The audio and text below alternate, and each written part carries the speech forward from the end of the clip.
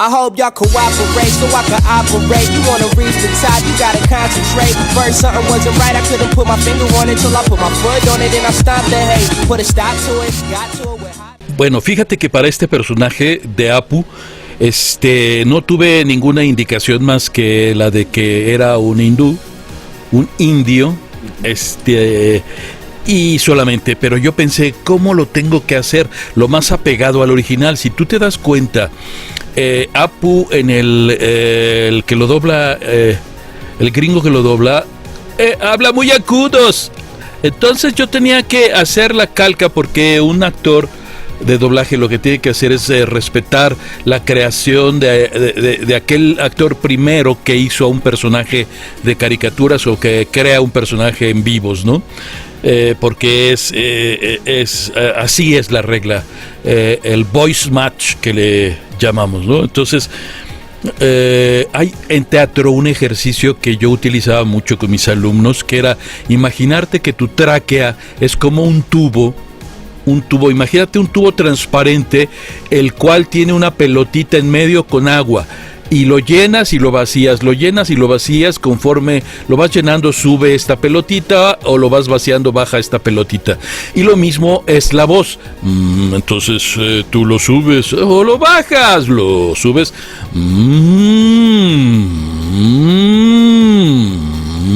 y vas haciendo este ejercicio cuando te dan un personaje. Tú llegas a la sala, vas a interpretar un personaje, lo escuchas y lo primero que vas a hacer es ubicar tu voz en la tesitura que el personaje original tiene, ¿no?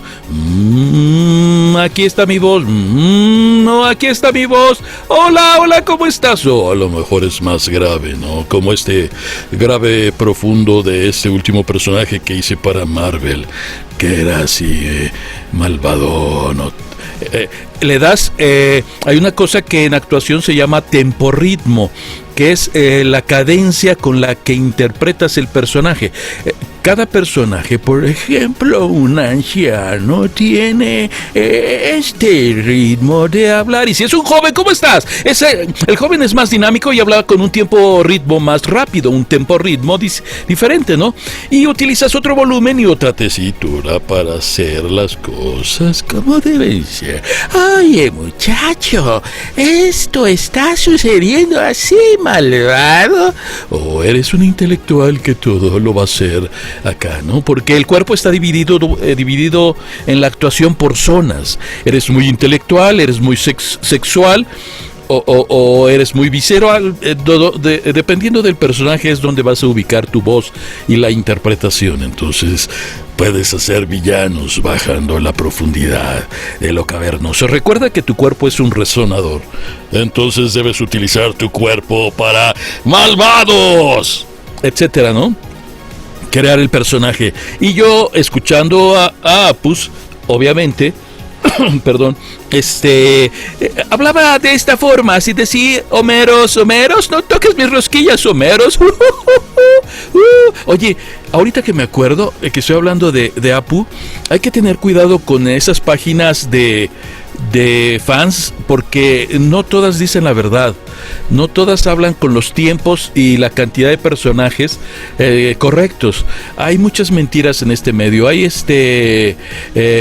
por ejemplo, te decía yo de Los Simpson. Yo hice hasta los 15 años de Los Simpson a Apu. De repente no fui a una y le pidió Paco a Mellado, se llamaba el compañero, que hiciera Apu. Pero no es que se lo hubieran dado, es que no fui ese día o no me llamó, vete tú a saber qué, y ese día lo hizo Alfonso Mellado. Pero en las páginas lo manejan como que no, que te lo quitaron o X, ¿no? Y te quitan o te restan el tiempo, porque ahora resulta que gente que yo vi entrar tiene más tiempo que yo en el doblaje. Es muy fácil engañar a un fan cuando no tiene las herramientas. Yo creo que en esto, ¿sabes qué sería interesante? Pedirles papeles.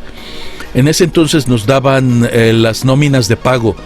Por ejemplo, yo te puedo enseñar los llamados o los documentos, los reconocimientos que me daban de las productoras, pero con papelito.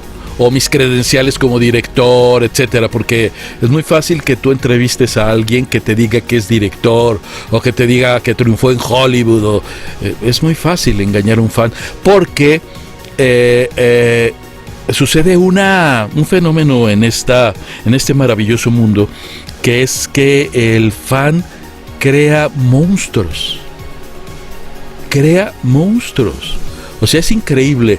Si ustedes estuvieran de este lado, ver cómo es posible que el mundo de los fans haya creado en una persona que aquí en el gremio se mostró como acosador, por ejemplo, o que se mostró que de repente tenía cámaras y espiaba a las mujeres, o tuvo alguna cuestión no moralmente honesta, ustedes los hacen héroes. Y de repente no nos parece congruente, porque de repente hay personas que viajan por todo en las convenciones, que buscan las convenciones, porque esto ya se ha vuelto un negocio para ellos, y no son moralmente éticos, ¿no? Entonces dices, híjole, bueno, este fenómeno existe mucho. Entonces estas páginas de repente crean héroes o destruyen actores, porque hay actores de los que de repente, más que páginas de fans, parecen páginas de hater, de odio y desprecio hacia ciertos compañeros, que tampoco está padre, ¿no? Entonces yo respeto mucho la labor que tú haces, porque investigas, y eso es bien importante. Eso yo lo aprendí en la carrera de periodismo. A nosotros, cuando yo estudié periodismo, mi profesor nos hacía leer 5 periódicos diario para apenas hacerte un juicio de una noticia. Además, nos explicaban siempre la cabeza o lead de una noticia. Tiene que tener los 5 servidores, que son el qué, quién, cómo, cuándo, dónde y por qué, y tú en la cintilla o en la cabeza de la noticia debes de dar toda esta información y después en el cuerpo desarrollarla. La investigación en este medio es bien importante, porque ya cualquiera pone una página de fans, pero no hace investigación. Entonces de repente me entrevistas a mí y dices, no, fíjate que yo hice una película en Hollywood y trabajé con fulano de tal, y me lo crees, porque no haces investigación, y después de ahí se vuelve verdad, ¿no? Porque una mentira la repites tantas veces hasta que el fan la hace verdad. Pero ese no era el objetivo. Pero en cuanto a Apu, esa fue mi construcción de personaje, ver que era un hombre solitario, que no tenía a su familia en América, que amaba a América tanto como a la India, que se había enamorado de una paisana, y que tenía, ya no me acuerdo cuántos hijos llegó a tener Apu, creo que 7 o 8. Octuples, ¿verdad? Sí, 8. Que me acuerdo que en ese entonces era Ishtar Sáenz, si no mal recuerdo, fue a la que fue mi esposa en ese capítulo. No sé si tú conoces o recuerdas a Ishtar Sáenz. Sí, claro, cómo no. Una compañera muy linda, fue mi esposa en ese capítulo, y fuimos óctuples, sí, cierto, que me acuerdo que yo me hice un aparato especial para darle la tetera o la mamila a esos 8 bebés. Sí, me acuerdo.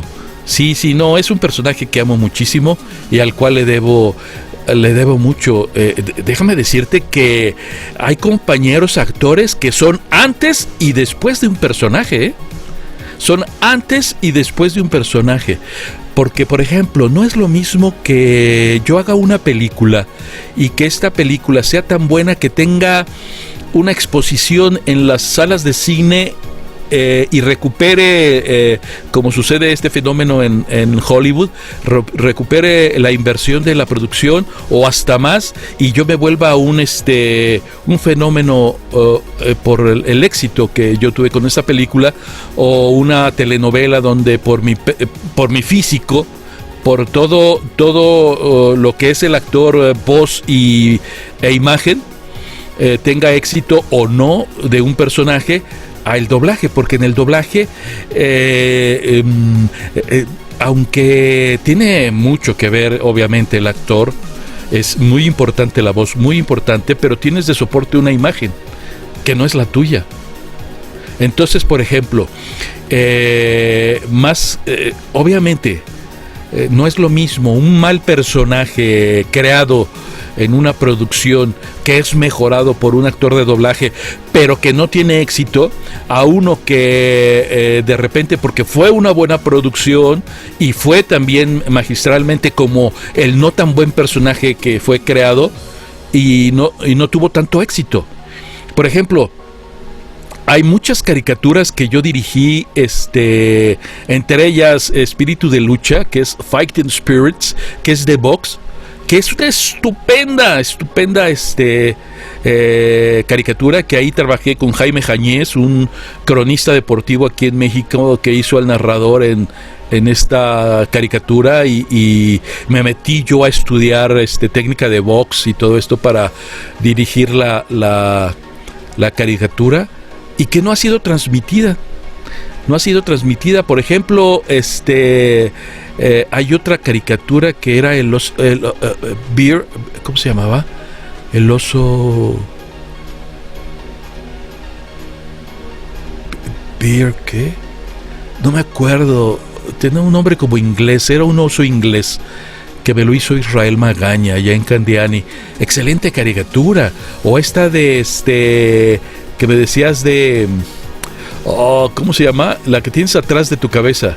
El Patriota. No. Clarisa. Clarisa lo explica todo. Es una excelente comedia familiar y que tiene muchas lecciones de ética y moral hermosas, y que yo disfruté mucho. Otra fue la de el conejo. ¿Cómo se llamaba esta caricatura que me hizo la familia? Ay, es que soy muy malo para los nombres. Por eso cuando me preguntan los fans qué personajes has hecho, les digo, no me preguntes, porque sí tengo compañeros que inclusive anotaban cada personaje que hacían, haz de cuenta, llevaban su libretita y anotaban tal película Policía 1, tal película Árbol 3, tal película Puerta 5. No, hombre, imagínate si apuntara, o sea, en más de 5,000 medias horas en las que yo he trabajado, más de 3,000 personajes, pues no. La verdad no tengo la memoria. Me imagino que la del conejo, o de pronto en este caso es como un canguro, debe ser la de Rocco, de Wolf. No, aunque sí está bonita esa, pero no, era la de Arturo, el de Gatitas. Artura, claro, sí, esa de Arturo, recuérdame los actores, el que hizo Arturo. Se me olvida su nombre, que era una familia, dos hijos y una nena hermosa que ahora creo que dirige, y que también es colega psicóloga. ¿Cómo se llaman? No me acuerdo. ¿Me creerás que yo trabajé en los inicios de Kalimba? Cuando Kalimba Marichal era, antes de ser ahora un cantante, era chiquito cuando iba a mi sala y yo lo dirigía. Tenemos a Ernesto Lezama, Socorro de la Campa. Sí, cómo no. Neto Lezama, por supuesto, que yo trabajé con su papá Ricardo Lezama en una radionovela, porque también tuve la oportunidad de hacer radionovelas en la XW, en la nueva temporada de radionovelas que hizo Televisa, en la XW, en las instalaciones de Radiópolis. Ricardo Lezama fue uno de ellos. Otro fue Reséndiz. Rosy Aguirre. No, dirigí, te estoy hablando de los directores. Okay. Reséndiz. Como el que hizo al payaso diabólico Los Simpson. Se apellidaba Reséndiz. Perdóname, querido amigo, que ya falleciste, se me olvidó el nombre. Reséndiz también, bueno, él, ya me acordaré. Dirigió también don Esteban Siller, mi queridísimo amigo don Esteban Siller también dirigió radionovelas, y Ricardo Lezama fue uno de ellos, porque Ricardo Lezama era de la época de la radionovela, un excelente actor, y pues obviamente su hijo Ernesto Lezama, pues también excelente actor, ¿no? Así es. Yo a Ernesto inclusive lo llegué a contratar su show como payaso mimo para eventos sociales, porque yo tenía una empresa de producción de espectáculos ahí en Toluca y lo llegué a contratar para algunos eventos ahí en Toluca. Sí. Pero ay, perdóname que no me acuerdo, perdóneme, es mi Alzheimer, no es otra cosa. Pero sí, ya son tantas personas y es una gran familia, Yo amo a todos los compañeros. Para mí era un placer trabajar con ellos, como ya no terminé de decirte la idea cuando yo empecé. Era como ir al cine todos los días. No me pesaba porque teníamos que hacer horas sala y yo me metía me sentaba en un sillón en la sala, porque te exigían antes hacer horas sala, que es bien importante y bien valioso y lamentablemente ya no se hace, pero es muy importante. Y ver a mis compañeros. Era como yo ir al cine, me encantaba, yo disfrutaba. Entonces cuando dirigía, para mí era apasionante. Y como me crié como director en la adversidad, porque cuando yo inicié como director había una lucha de sindicatos, y para ser director en ese entonces lo llevaba el Citatir, y tenías que ser director Citatir había un conflicto entre el Citatir y la ANDA. Bueno, es que hay muchas anécdotas y nos podría llevar programas y programas de contártelas todas, pero sí hubo, por ejemplo, el cambio de análogo a digital, hubo una vez unos compañeros que se fueron a Estados Unidos a aprender este proceso digital antes de que se utilizara el Pro Tools. Y perdieron películas completas en los discos duros y no sabían cómo sacar estas películas y tenían que volver a regrabar. Hubo otro compañero que en este sistema análogo, por estar jugando con el operador y con un actor, le dio un dedazo al botón REC y borró una fracción de la película digital, y no sabes qué broncón se metió por haber apretado ese botón de REC y haber borrado la imagen de la película y parte de lo que se había hecho del doblaje antes del proceso de aprendizaje. Yo me crié como director cuando eran multitracks.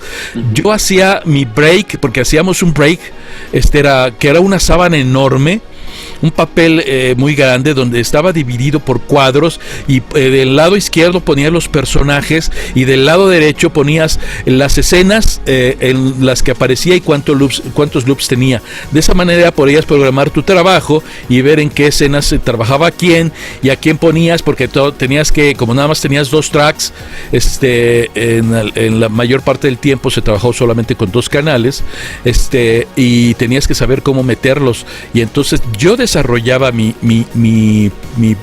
break a colores, y además le hacía su break al operador. Yo trabajaba con el mío, le daba su break al operador y por colores, y le decía, por ejemplo, a Chalío, que era mi operador en Candián, y le decía, Chalío, aquí está, y estos van en este track y estos van en este track, nada más para que vieras cómo trabajaba yo. Hubo una película cuando murió Lady Diana. Curiosamente, a la semana ya tenían un documental grabado, porque fue una mega noticia cuando murió Lady Di. Y en ese entonces el gerente de la empresa me pidió que por favor le hiciera el doblaje de este proyecto especial, pero que era súper especial, porque al día siguiente se iba a la casa productora, no me acuerdo si era en Inglaterra o en Estados Unidos, y su subalterno tenía pues como que no le gustaba que yo tuviera tanta preferencia, que su jefe tenía tanta preferencia por mí, y vaya, era un celo profesional. Entonces llego al día siguiente y con una sonrisa de oreja a oreja me dice: no aparece una escena, pero riéndose, como diciendo, ya te tengo, ¿no? Porque te decía que yo era campeón porque tenía menos del 1% de retakes por película. O sea, no llegaba ni al retake por película. Entonces, que le digo, a ver, déjamelo ver. Y me mostró la escena que, curiosamente, en este documento, en este videocassette, no venía el audio original de esta escena. ¿Y qué crees? Como yo en mi casa veía de pe a pa mis películas, obviamente yo había programado esa escena. Y que le digo, no, sí la grabamos. No, ¿cómo crees? No la grabaron. Sí, le dije, y la hizo Chava Delgado. Si quieres llámale, ¿no? Y le habló, y pues obviamente Chava Delgado le dijo, sí, la hicimos. Y vieras qué coraje hizo este señor de ver que no me pudo coger en esta situación infraganti. Le dio tanto coraje que no haya fallado yo, y que castigaron el error que ellos habían cometido fue ponerme a un operador que era nuevo. Entonces había extraviado este operador la escena, precisamente, o vete tú a saber, yo pensando bien que la había perdido, porque igual había en ese entonces, mira, en ese entonces era muy fácil tirar la carrera de alguien. Hubo un tiempo donde la consigna era tronar a actores. Entonces, ¿qué hacías cuando querías tronar a un actor? Le dabas escenas importantes, o le dabas un personaje de 40, 50 loops. Y obviamente, como no iba a poder, hace rato hablamos con Daniel del carácter, de la importancia del carácter. Si tú no tenías un carácter definido, esto te podía tumbar. Entonces, de esa manera, se deshacían de compañeros actores que no querían que siguieran trabajando, dándoles esas responsabilidades, o compañeros actores. Yo recuerdo a Neto Lezama en una película que él dirigió en Audiomaster 3000, en la sala 10, me acuerdo todavía, en Tlalpan 3000, que ahí sí no te voy a decir los nombres de los actores porque uno de ellos todavía trabaja, jugando en la sala. Y Ernesto diciéndoles, compañeros, por favor, pónganse a trabajar, me van a regañar, por favor, compañeros. Así, de este tamaño.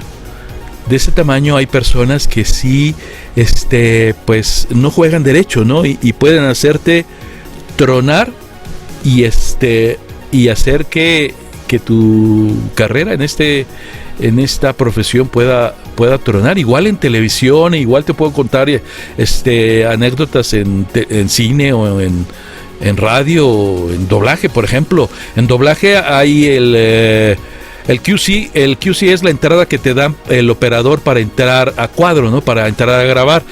Tú sabes que en las salas de radio y en las salas de doblaje hay un cristal que divide a la del actor con la de el operador. Entonces el director o el operador te daba un QC con la mano para que entraras. Esto en radio. Después se usaron focos.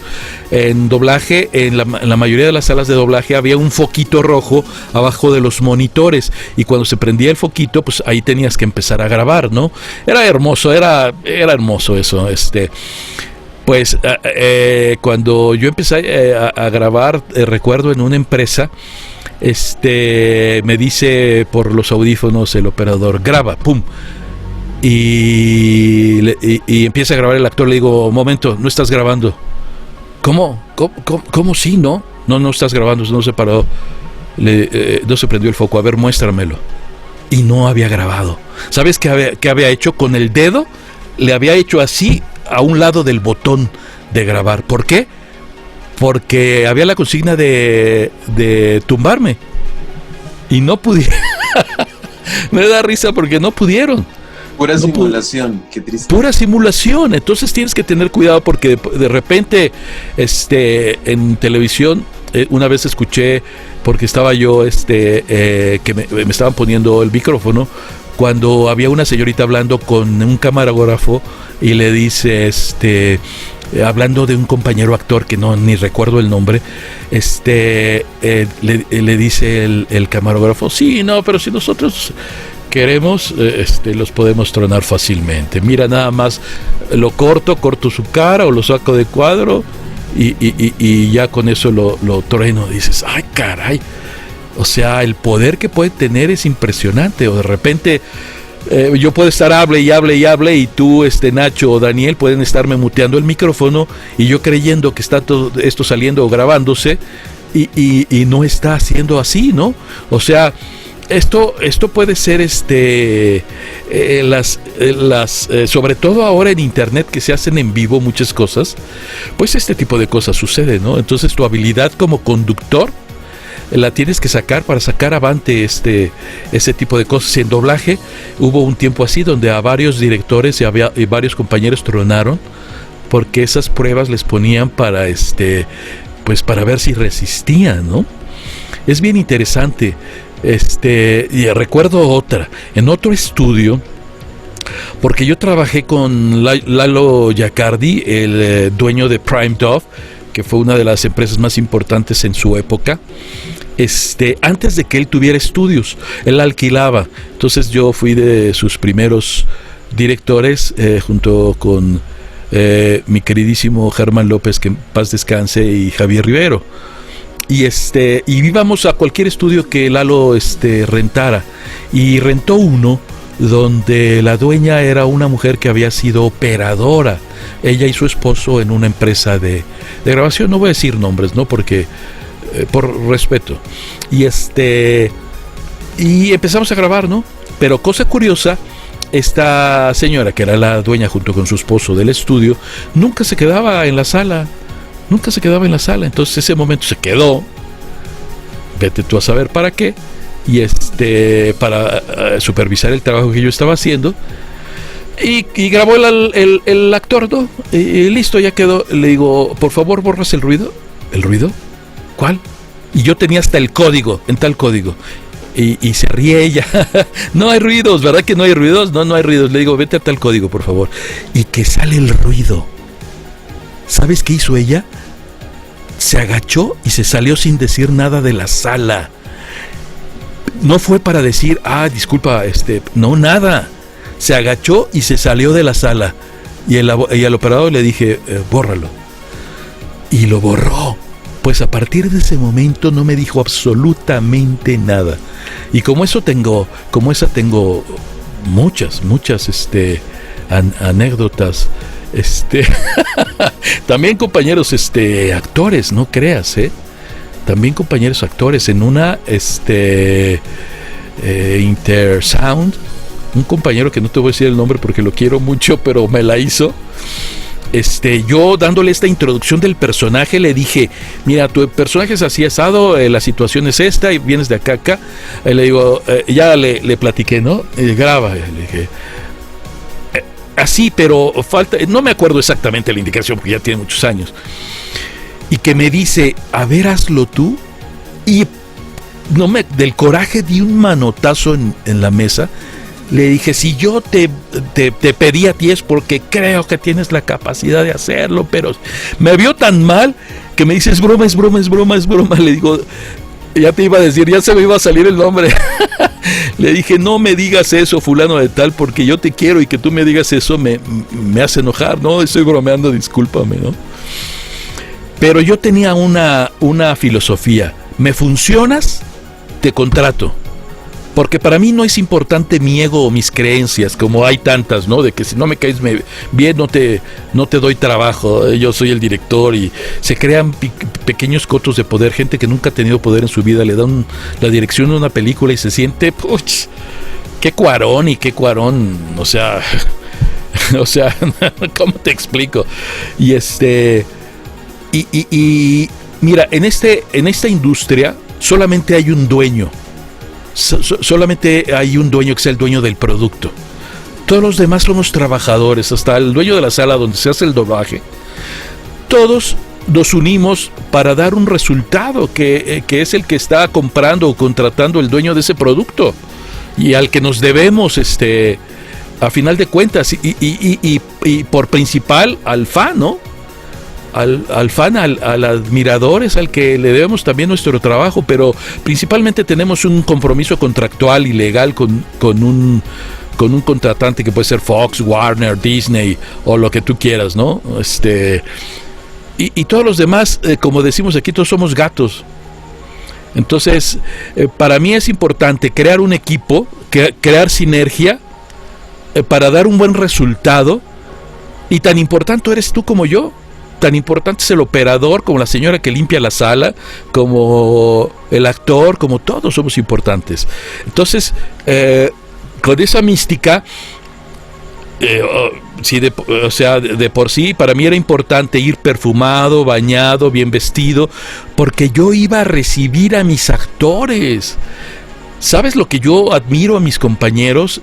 Tengan poco o mucho tiempo, a todos los compañeros que de corazón se comprometen con la profesión, merecen todo mi respeto. Entonces, yo debo estar ad hoc con ese compromiso. Yo debo estar ad hoc con la confianza que Nacho y Daniel me han conferido para con esta entrevista. O sea el canal con pocos viewers o seguidores o followers, o sean miles, no me importa. No me importa, para mí es el compromiso con ustedes y con la gente que nos está escuchando.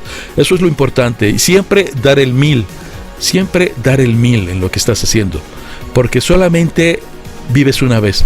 Y todas estas cosas las quise plasmar cuando creé mi primer canal de doblaje. Ya te estoy hablando a finales del 1999, 2000. Con decirte esto, mi canal era mi página fue la primera en México y solo había una en España de doblaje que tenía más tiempo, que tenía un año que se había creado antes. Cuando MSN, Hotmail, que antes era MSN, tenía sus comunidades que eran High Five y eran estas páginas que se crearon antes, donde tú tenías tus páginas. Pues tengo fans de aquella época que ahora son actores. ¿Cómo ves? Tengo fans de esa época que ahora son actores, son directores. Fui padrino de algunos de ellos. De algunos de ellos ya ni me hablan. Porque bueno, este mundo es así. Pero mi página del maravilloso mundo del doblaje fue la primera de aquella época. Fue la primera en México y ya tengo pues con ella mucho tiempo, nada más que lamentablemente ahora no he podido alimentarla, pero tengo varias entrevistas que ya quiero sacar. Tengo inclusive entrevistas de Humberto Vélez antes de hacer Los Simpson, por ejemplo, que tengo guardadas por ahí en video, que le hice años antes. Era muy raro. Yo esto de las entrevistas para los mass media era muy raro. México no existía el doblaje antes de Los Simpson. O sea, se escuchaba del Tata Arbizu, pero el Tata Arbizu porque era estrella en televisión. Y esta la Chilindrina, ¿no? Porque eran personalidades en la televisión, pero antes no se sabía. De hecho, yo te puedo decir que fui de los primeros directores que luchó por los créditos en las producciones. Yo recuerdo que en Tlalpan 3000, te estoy hablando hace más de 28, 29 años, que cuando terminaba de grabar el locutor, le decía, a ver, por favor, después de los créditos, graba los créditos. Oye, pero se van a molestar, le decía, no importa. Porque para mí es importante. Habemos espectadores que nos quedamos. Tú ves una película, contratabas una película cuando estaban en video, después en CD o en Blu-ray, y te quedabas muchas veces al final de los créditos. Pues yo decía, va a haber gente que escuche quién lo interpretó en español. Y decía yo en la sala donde se había hecho, los actores que habían intervenido, y antes de las convenciones, antes de las convenciones. Porque para mí era importante, porque un tanto cuanto como, perdonando la comparación con la radionovela, los actores de voz que trabajamos con la voz somos como héroes anónimos, podría utilizar, espero no me permitan esta analogía. Son como héroes anónimos, porque muchos de ellos son tanto o cuanto más famosos. Si equipararas la carrera con los de televisión o cine, tanto cuanto más famosos que muchos de las estrellas de televisión o cine. Otros no, muchos de los que han inflado no tienen estas trayectorias. Tú pide credenciales, cuando hagas entrevistas, pregunta ¿Cuántas telenovelas tienes? ¿Cuántas películas tienes? ¿Cuántas obras de teatro tienes? ¿Cuántas radionovelas tienes? ¿Cuántas, etcétera? Cualquier para que te des una idea, porque estos wiki, ¿cómo se llama? Wikidoblaje o wiki, estas páginas que contienen mucha información, muchas no tienen la información correcta. Alguna vez me han llamado a mí para preguntarme y les he dicho, tal película, tal voz no es de tal persona, y no corrigen. Entonces muchos espectadores se van con la idea de que ese personaje lo ha hecho tal o cual. Sí sucede a veces, porque acuérdate que hay una convención de productores en Estados Unidos donde van cada una de las industrias a poner su stand, llámese Fox, Warner, etcétera, o de las cableras o televisoras, y compran los productos. Entonces, por ejemplo, voy a inventar, Los Simpson. Fox, de repente se lo compran en México y de repente se lo compran en Colombia y de repente se lo compran en España, y a veces hasta en el mismo país 2 o 3 televisoras lo compran. Entonces hay televisoras que no contratan el mismo estudio y obviamente no contratan a los mismos actores, y a veces sí hay actores que hay personajes que son doblados por diferentes personas en el mismo país, ya no digamos de otros países, sino en el mismo país. Entonces tú puedes escuchar un personaje doblado por diferentes personas. No sucedía antes eso, porque había una mística. Antes se respetaba mucho. Si tú hacías, por ejemplo, a Bruce Willis, al actor que hacía Bruce Willis, siempre en todas las empresas se lo daban al mismo actor, porque ese era un respeto al espectador. Tú como espectador, es chocante escuchar a Bruce Willis con la voz que tú habías escuchado toda la vida y de repente lo escuchas con otra, te brinca, o sea, sientes el doblaje, hasta no lo crees, aun cuando el actor que lo esté interpretando nuevamente sea mejor que el anterior, no estoy discutiendo eso, puede ser hasta incluso un mejor doblaje, pero tú creciste con la creación de un personaje y a ese te ciñes, ¿no? Tu memoria, porque tu memoria, hay una memoria emocional que todos tenemos, a la cual está en el inconsciente y en el cual sientes clic de los personajes que tú escuchaste en tu infancia. Mi querido Apus, ¿qué te diría de qué, perdón? ¿Alguna frase para volver al menú? ¿Qué nos diría en este momento, Apus? Apus, mis rosquillas, Homeros, no te lleves mis rosquillas. Muy bien, maestro, gracias por llevarnos de vuelta a esa infancia y un personaje tan emblemático como esa. Claro. Vamos de vuelta al menú. ¿Con quién nos vamos, maestro? Híjole, ¿Jonas? Jonas, claro que sí. Ahí sí no me acuerdo, la verdad. ¿Sabes por qué? Yo estuve hace, ¿qué será? 25 años o más. Podría ser hasta 30 años. Adrián Sánchez Fogarty llevó la dirección de, no sé si de cuántos, de todos, de algunos, no me acuerdo, sí, de los Caballeros del Zodiaco de esa época. No soy muy docto en esto de los cómics y las caricaturas, porque la verdad no me ha jalado por ahí, pero sí hay personas que saben historias, filosofías.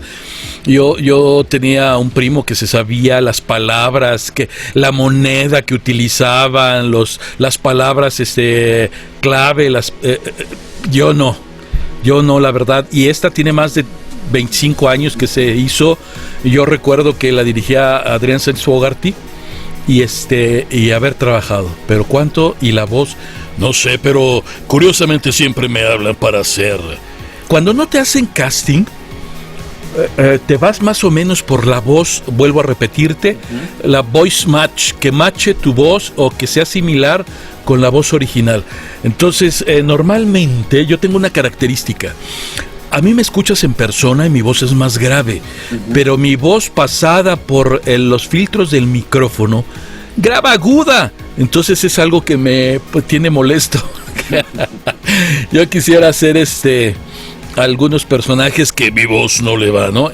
En alguna ocasión, no me lo vas a creer, sí, pero en Televisa, abajo en las salas de producción, donde hacen la grabación de los comerciales y todo eso, me mandaron llamar porque yo hice el doblaje de algunos compañeros actores que no les gustaba su voz, entonces me pedían que los doblara. Actores mexicanos, actores mexicanos, y eso es bien curioso. Inclusive yo doblé actores. Estoy viendo otras pantallas, perdón, me salí de actores mexicanos de cine mexicano, compañeros actores de cine mexicano, yo los he doblado también. Entonces me mandaron llamar porque decían, oye, quiero que hagas, queremos que hagas la voz como Blas García. Le digo, no. Les digo, ¿y por qué no le hablan a Blas García? Me acuerdo, fíjate que me acordé mucho en ese entonces de un comentario que nos hizo Pepe Labat. Bueno, que me hizo Pepe Labat hace muchos años, que me decía que había personas que te hacían como, sobre todo las personas del dinero, los que te contratan, los intermediarios, te hacen a veces trampitas porque quieren a fulano de tal, pero como no quieren pagarle lo que él pide, le llaman a sutano que lo hace más barato. Esa es una competencia desleal que existe en todos los niveles. Aquí, por ejemplo, sucedió lo mismo con la huelga de los Simpson. Con la huelga de los Simpson, los que creamos los personajes originales, estábamos peleando por el contrato colectivo, por la exclusividad. Y bueno, luego te contaré otras anécdotas de eso, pero no la respetaron. ¿Y qué es lo que hicieron? Encontraron actores que por $2 lo hicieron más barato y lo imitaron, cuando en otras áreas llámese no actuación, sino otras industrias, se respeta.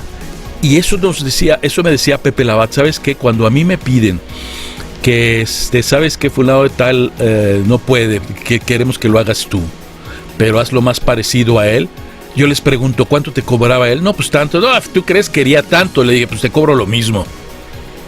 Porque yo no voy a jugarle chueco a este amigo y compañero bajando la tarifa. Aquí decimos bajándonos los calzones, bajando la tarifa para prostituirme y cobrarte más barato para quedarme con algo que quisiste dar al compañero que te cobraba lo justo, porque además está mal pagado. Claro. Entonces, esa ética, esa lección yo se la aprendí a mi querido Pepe y la sigo a pie juntilla, como decimos, porque yo no voy a hacer algo que no le quisiste pagar a otra persona o a otro actor, si no es por lo mismo que él te pedía. Pero más abajo no se me hace ético. Entonces,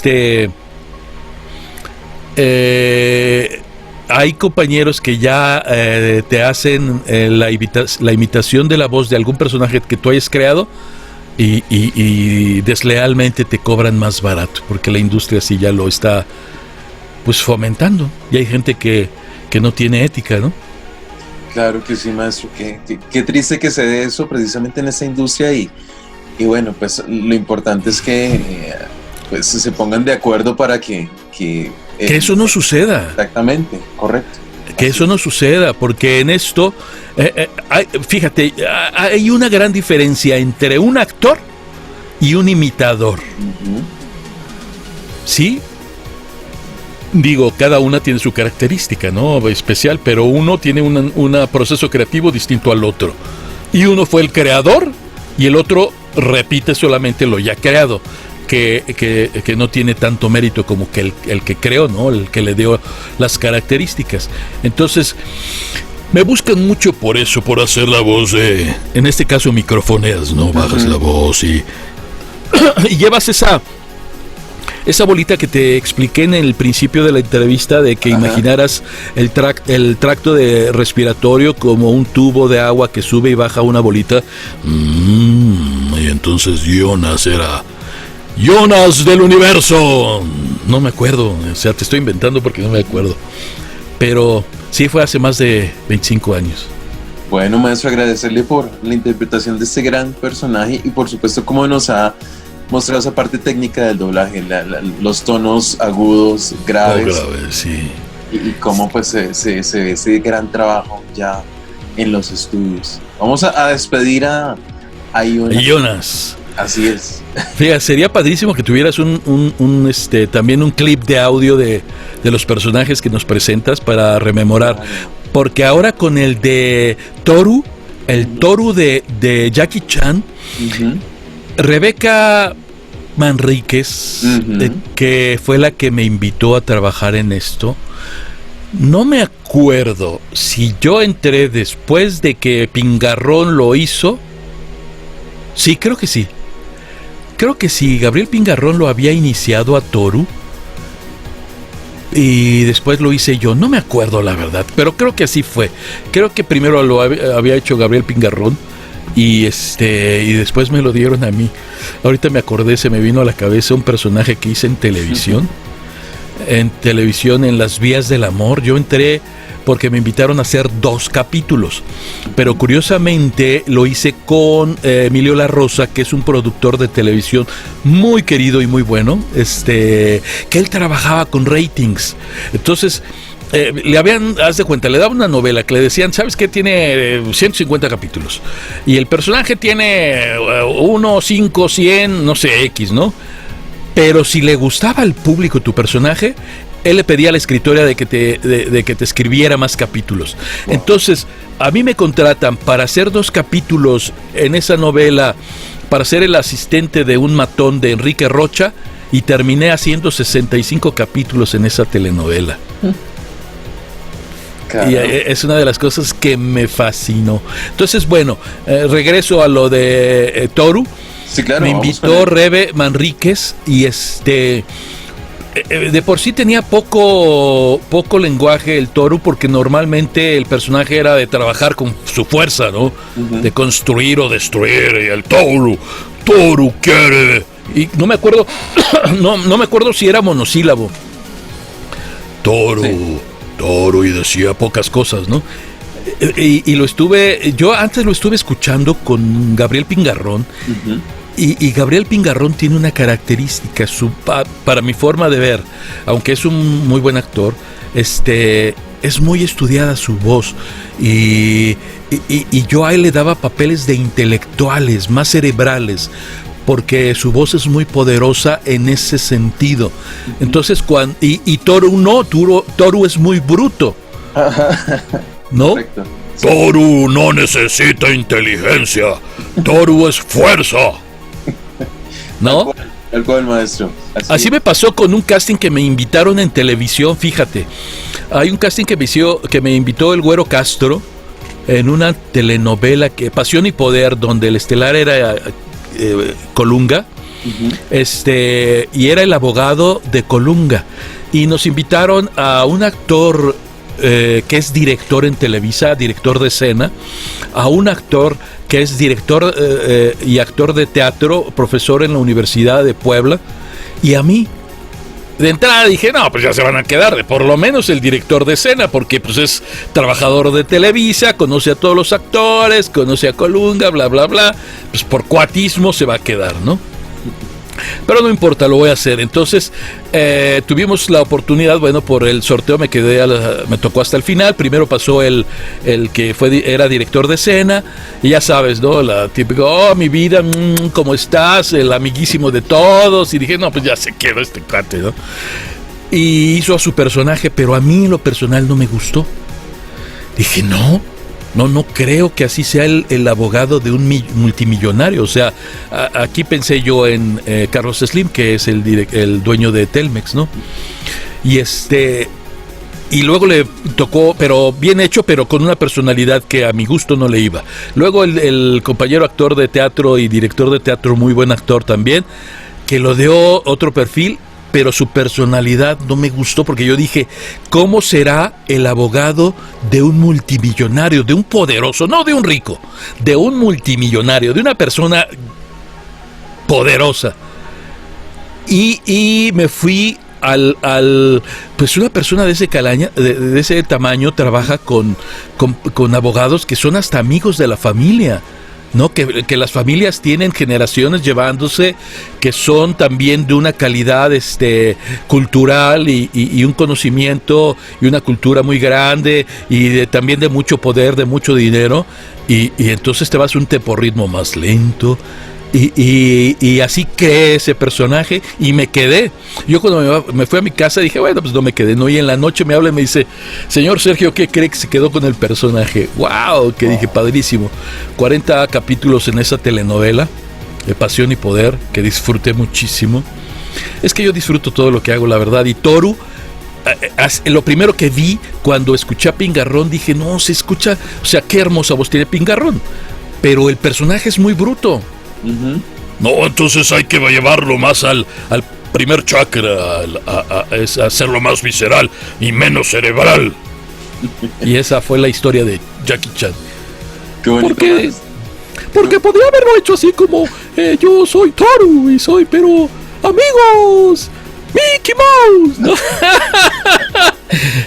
Pero, y ahora que estoy hablando de Mickey Mouse, tengo un puerquito que, para variar, no me acuerdo cómo se llama el nombre, en la nueva época de Mickey Mouse, que trabajo con mi queridísimo don Francisco Colmenero, que adoro, y tuvo la confianza de darme a este personaje que es un puerquito millonario. También es así el puerco, que habla mucho con los hijos de Donald y Mickey y todo esto, muy bonito también. A ver, ¿cuál sigue? Habla mucho con don Arturo Mercado Jr. Con Arturito Chacón, sí, no, Arturito, cómo no. Es que yo quiero mucho a Arturo Mercado Papá y a Arturo Mercado Jr. Sí, los quiero mucho. Aquí también los tuvimos en las tardes 90 y son, mejor dicho, unos personajes admirables. Es que cualquiera que tú invites, bueno, no cualquiera, la verdad, ya exageré, exageré, pero los Arturo, sabrás tú, o no sé si sepas, pero Arturo Mercado Jr., a Arturito, le debo mi rescate en mi segundo accidente en motocicleta. Wow. Yo me gusta la motocicleta, entonces tuve 2 accidentes. Curiosamente los 2 viniendo tienen que ver con el doblaje. El primero en una rodada que yo iba a hacer porque, ¿cómo te diré? Lalo Yacardi tenía su BMW, pero él la usaba más para desplazarse al trabajo. Y yo tenía mi Harley Davidson, una 1200, y iba a una rodada con Germán López, íbamos a ir a andar por carretera, y pues ya no llegué porque se me cruzó un señor que iba al hospital con su esposa, y como estaba muy preocupado se cruzó el alto y me rompí la mouse y mi moto. Entonces después, viniendo de un llamado de doblaje, iba yo con mi madre, porque mi madre vivía conmigo, y estaba lloviendo. Y iba yo en mi Yamaha, yo tenía una Tenere 250, tengo una Tenere 250 de doble propósito, y se me cruza un auto y me lanza hacia el camellón y voy a estampar. Ya tengo biónicas mis costillas del lado derecho y del lado izquierdo. Una vez me rompí 4 costillas de un lado y la otra vez 4 costillas del otro lado. Y esa segunda vez no podía yo comunicarme, porque ahora los teléfonos, como son touch, cuando tienes mojada la mano no reacciona el touch, y entonces estaba lloviendo a cántaros, y con el único que pude comunicarme fue con Pepe Vilchis, con Pepito Vilchis, entonces, que también es un querido amigo. Y a él, fíjate, a Pepito yo tuve el gusto de conocerlo cuando yo dirigía la de Hércules. La caricatura de Hércules, él me hacía a Hércules, Pepito Vilchis. Bueno, entonces le digo, Pepito, estoy accidentado, no puedo, échame la mano, ¿no? Y Pepito lo que hizo, no me acuerdo si fue mandarle el mensaje directo a Arturito Mercado Jr. o lo subió a un chat de amigos. Y el que respondió fue Arturito Jr. Él está en un club de Volkswagen, porque le encantan mucho los bochos. Y un amigo de él que era de este club de fans de los bochos, 2 amigos de él llegaron inmediatamente a auxiliarme. Entonces yo a Arturito, siempre que lo veo, le agradezco por haberme auxiliado con sus amigos del club de bochos, que llegaron dos amigos a los cuales, si me están escuchando o llegan a escuchar esta entrevista, siempre que puedo les agradezco, porque yo estaba con la pierna fracturada y con 4 costillas rotas. Entonces no podía moverme, y estos amigos de Arturito me ayudaron. Gracias nuevamente. Por eso los quiero mucho. Claro. Y Arturito era de mi elenco de base cuando yo dirigía, porque uno tiene que hacer las cosas bien en la vida. Ajá. Cuando tú haces cosas bien en la vida, te va bien. Entonces, cuando yo empecé, yo dije, pues yo le voy a llamar a todos los que admiro, ¿no? Y en ese entonces, como tú sabrás, había algunos que no es muy fácil dirigir, por todo lo que conlleva, ¿no? Por su trayectoria, lo que su nombre implica. Un Francisco Colmenero, por ejemplo, que es una institución, además de que el señor es un señor amigo. Yo lo quiero mucho a don Francisco, porque conmigo es una adoración, me trata muy bien. Y entonces llamé a los mejores. Y parte de mi staff me da risa, porque yo dirigía con Lalo Yacardi y dirigía en varias empresas. Yo soy el primer director pues puedo decirte, de la nueva generación, que trabajó en todas las empresas. Porque antes los directores se casaban con las familias. Haz de cuenta, los Macías tenían a sus directores. Y esos directores no trabajaban en otras empresas. Y así todos, ¿no? Igualmente los actores. ¿Tú sabías qué producto se había grabado en dónde? Por ejemplo, en la cooperativa. Porque sabías que esos actores o ese director solamente trabajaban en esa empresa. Pues yo soy el primer director que trabajó en todas las empresas.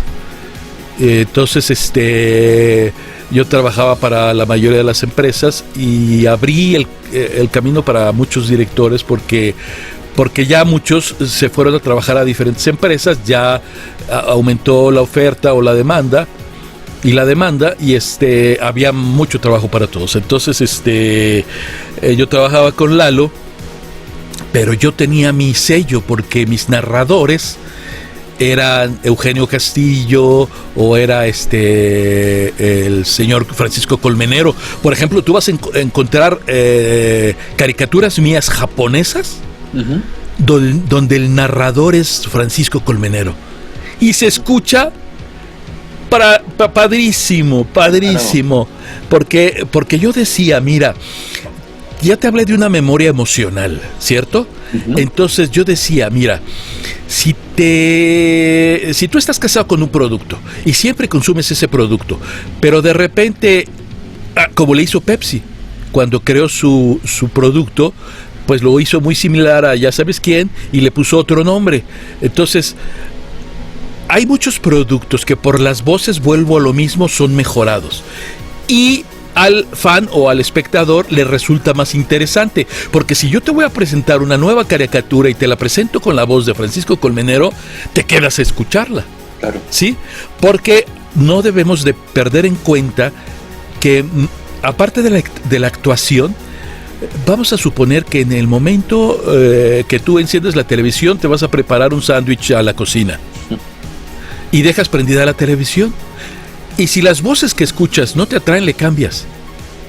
Cosa que pasaba con ¿cómo se llama esta de detectives, que era de los años 20? Que era de Al Capone y de todas estas. Que te mandé una fotografía de Alberto Pedret, que hizo a uno de los detectives de esta serie. Don Alberto Pedret, que también es otro amigo que quiero mucho y que trabajó conmigo mucho tiempo. Imagínate tener la voz de Alberto Pedret.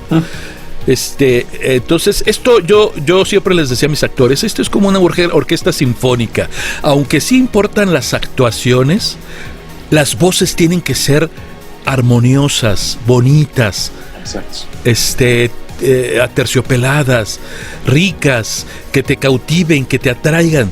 Entonces es parte del porcentaje que te va a atraer cuando tú te escuches o veas, más bien cuando escuches algo nuevo, ¿no? Porque si tú estás preparándote un sándwich en la cocina y escuchas la voz de tu actor favorito, vas y te fijas qué es lo que está pasando en televisión.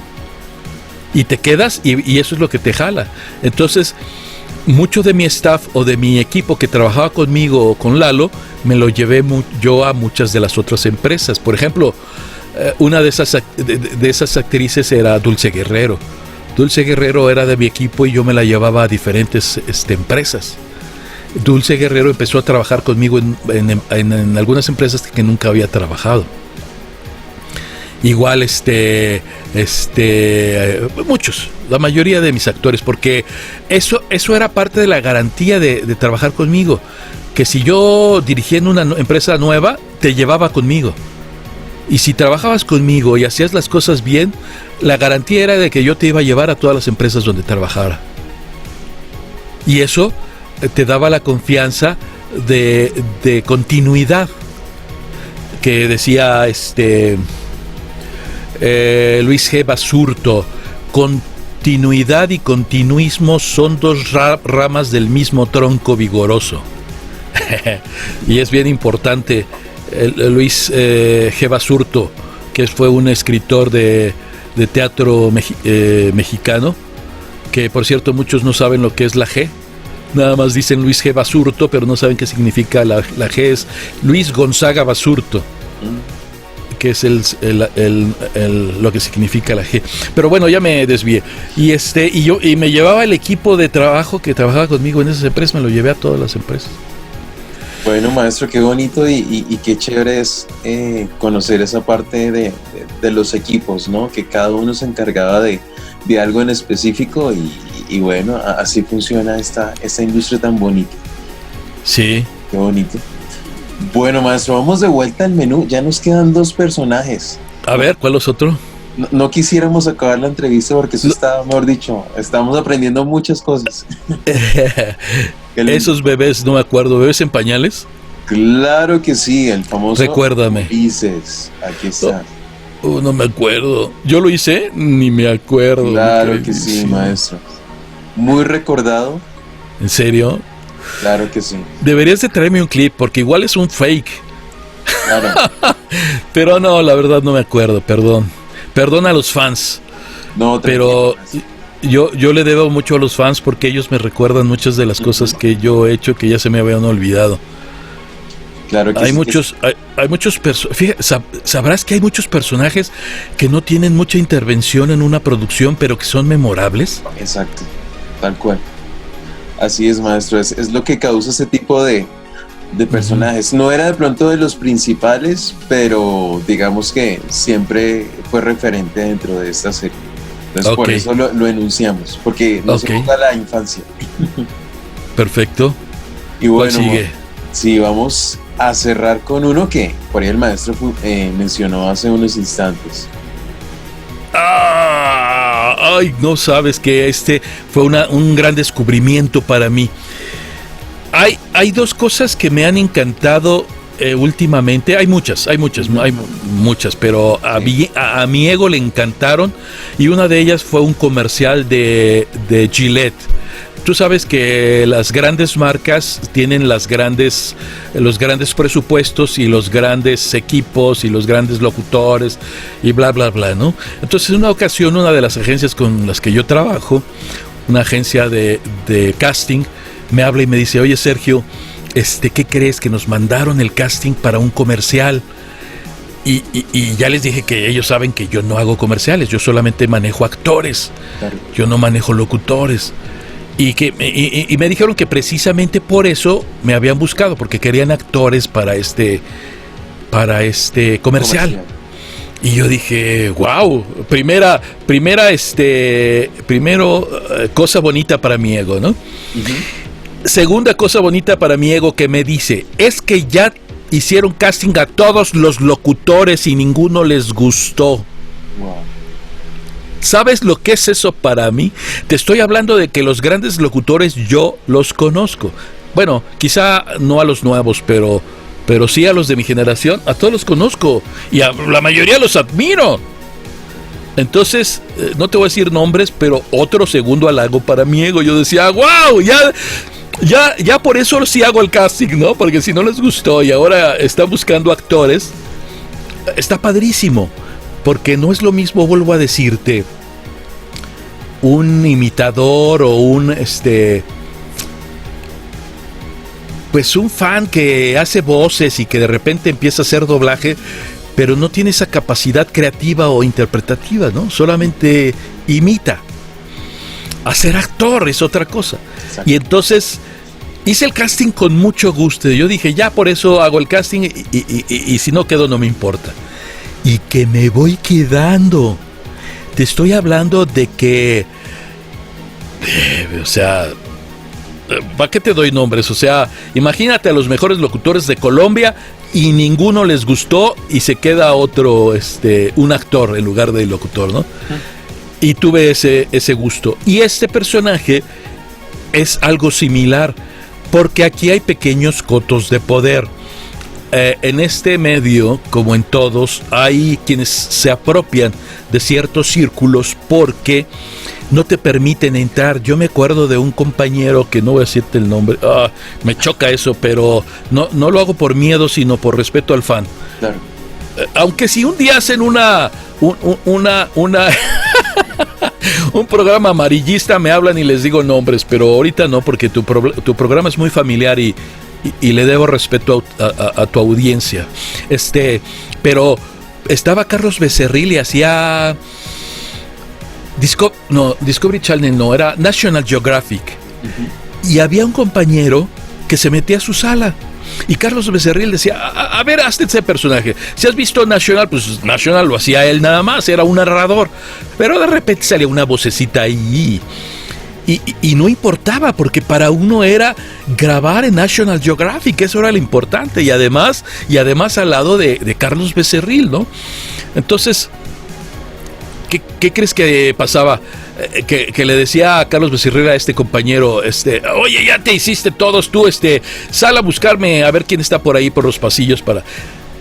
Este compañero hacía como que se salía a la puerta nada más, hacía como que se tardaba un poquito y regresaba. No hay nadie. Pero mentira, no había hecho eso. Y se regresaba él y le decía, bueno, haz otra voz y hazme Ay, o sea, imagínate de qué te estoy hablando, esos cotos de poder. Y hay unos que han logrado a través de ir escalando, que no te aportan nada. Y es que yo te podría decir de 2 o 3 que son un cáncer para este medio, que lo único que hacen es que están donde están porque han pisado a mucha gente. Y estas personas se hacen del trabajo. ¿Por qué? Porque de repente había un compañero que llegaba, le llamabas y ¿sabes cómo llegaba a tu sala? Con un regalito. Te llegaba con un regalito y te decía, mira esta salsa. Dice que su mamá hacía salsas de mermeladas de salsas, o sea, te hacía unas mermeladas de chile y ahorita que estoy diciendo esto, él sabe quién es, a quién me estoy refiriendo, y también a los que les haya pasado lo mismo saben quién es. Y te llegaba con regalos, ¿no? O otro que llegaba en su infancia regalando cosas, porque pues de esa manera se ganaban a los directores, ¿no? Uh-huh. O algunas con su belleza, perdón, con su belleza interpretativa, no dije nada, con su belleza interpretativa, y las caricaturas es una de esas. Las caricaturas, hay gente que ya se ha ganado el nombre ahora porque las productoras buscan mucho al que haya doblado un personaje, haya tenido éxito, para que siga doblando ese personaje. Lo que me sucedió con este actor. Yo lo doblé en una serie que se llamaba ¿de Harlem qué? Ay, Sergio, ¿quién sabe qué de Harlem? Uh-huh. Que era de los años 20, muy bien ambientada, y el mío era un tipo Al Capone, y yo lo doblaba a Vincent D'Onofrio. El padrino de Harlem. El padrino de Harlem. Exacto, Godfather of Harlem. Así es, el padrino de Harlem. Y me encantaba, pero la misma pasión y amor que le puse a se la pongo a todos. Tengan un capítulo, no importa. Y entonces de repente me llaman para una prueba, pero cuando hice la prueba, normalmente las pruebas es la escena con una línea atravesada para que no haya piratería. O sea, porque tú sabes que una de las formas de hacer piratería es que tú te vas con tu videocámara a las salas de cine y grabas lo que está la película, aunque haya personas que se atraviesen, etcétera, ¿no? Igual en el doblaje, ¿no? Entonces, hay unas que las hacen atravesadas, que de por sí se complica, porque a veces la línea está atravesada por la boca del personaje y no puedes ver la boca. ¿Y cómo sincronizas si no ves la boca? Pues esta que hice, solamente todo estaba en negro y solamente se veía la boquita del personaje. Y sabrás que a veces la boquita se movía para un extremo y otro de la pantalla. Entonces fue todo una odisea y nunca me dijeron qué iba a ser, quién era, qué personalidad tenía. O sea, nada más escúchalo. Porque bueno, ni el director sabía, si no mal recuerdo, ¿no? Y que me voy quedando y era para pero perdónenme los fans, pero bueno, yo no sabía la importancia que tenía este personaje hasta que me dijeron. Porque para mí este actor es un actorazo, pero por ejemplo, me gusta más su trabajo en Godfather of Harlem, en El Padrino de Harlem, que en esta película. ¿Por qué? Porque el señor es un actorazo. También después hice una película después de este actor, que es un ministro de una iglesia, que es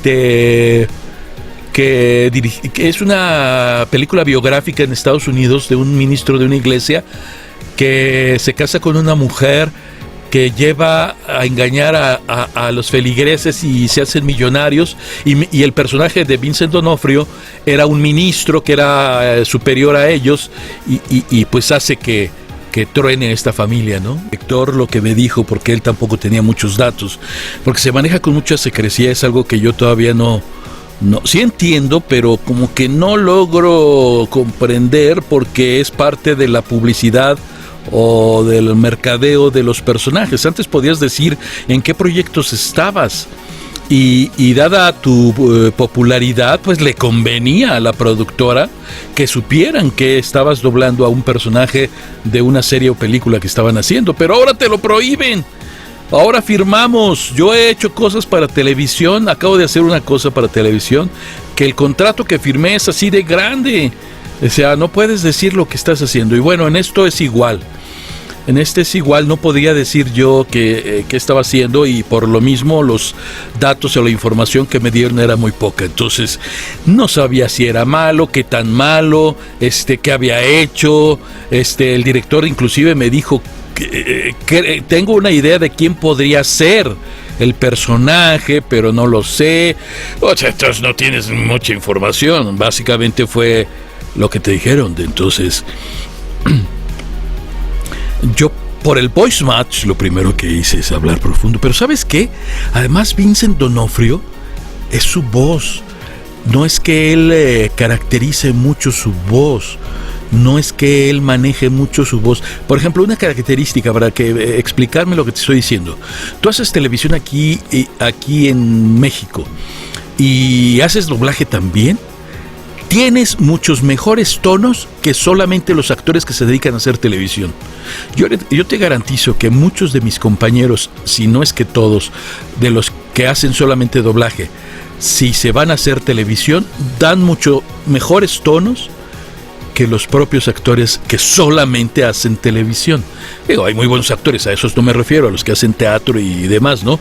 No, solamente a los que hacen televisión. Entonces, Vincent D'Onofrio no es que tenga un gran abanico de tonos en su trabajo como actor, sí emociones, que no se entienda mal, porque como buen actor maneja las emociones, y las emociones te dan un tono de voz, pero que no es buscado, es automáticamente creado por ese constructo psicológico, el que está construido a tu aparato fonador, y emite un sonido que es de acuerdo a la emoción que tú estás sintiendo.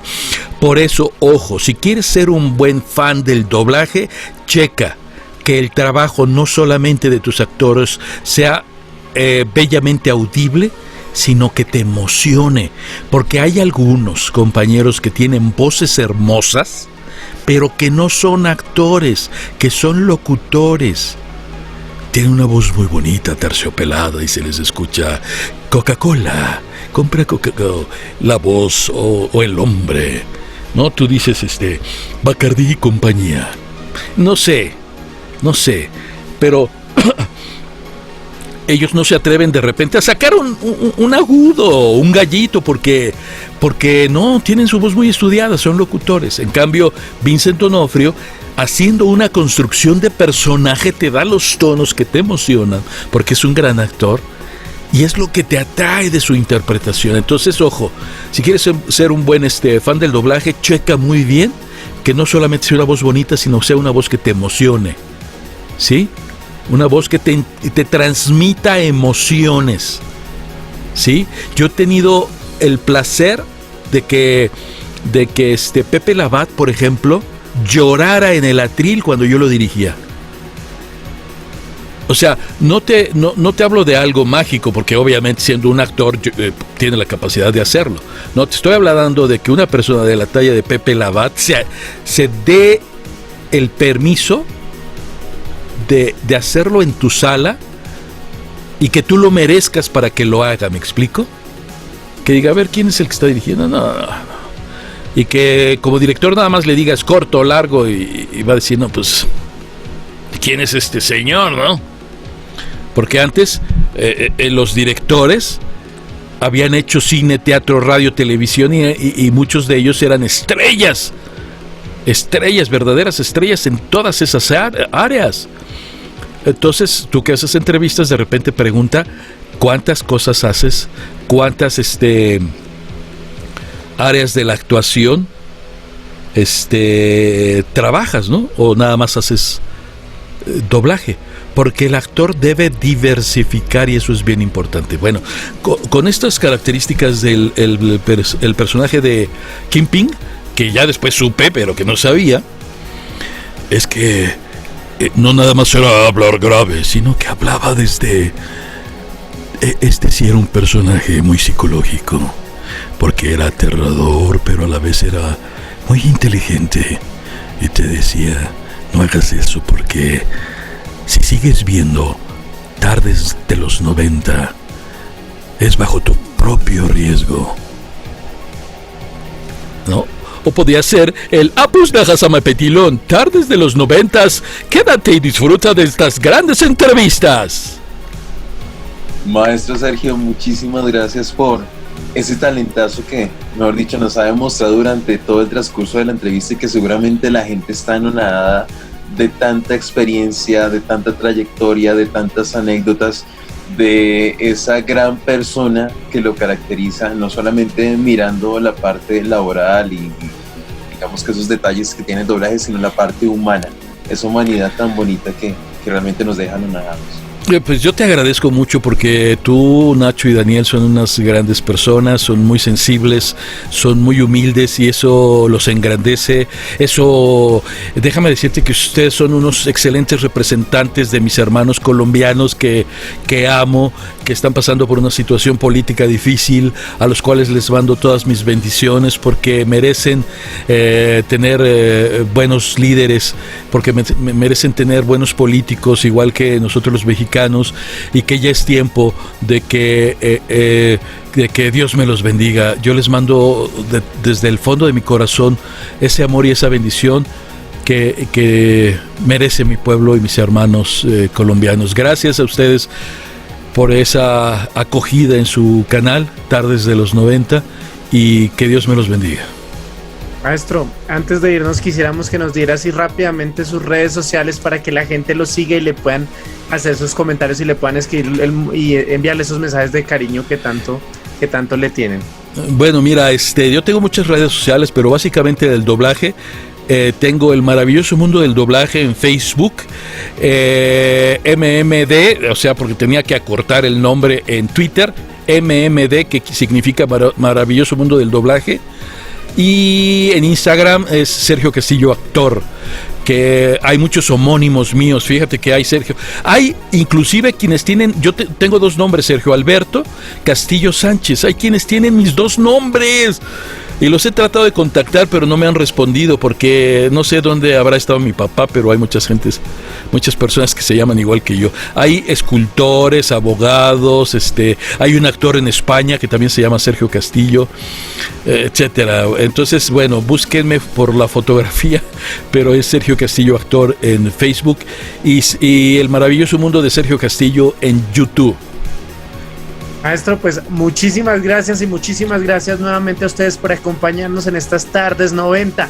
Nos estaremos viendo en las próximas entrevistas, las próximas cosillas que tenemos para tardes 90. Maestro Sergio Castillo, el placer fue todo nuestro y esperemos vernos muy pronto y que venga a Colombia y lo podamos conocer, lo podamos ver físicamente y darle un abrazo como se debe. Entonces, muchísimas gracias y nos vemos en el próximo video de Tardes 90. Y recuerden, siempre clásicos y nunca jamás dejen de ser niños. Hasta la próxima.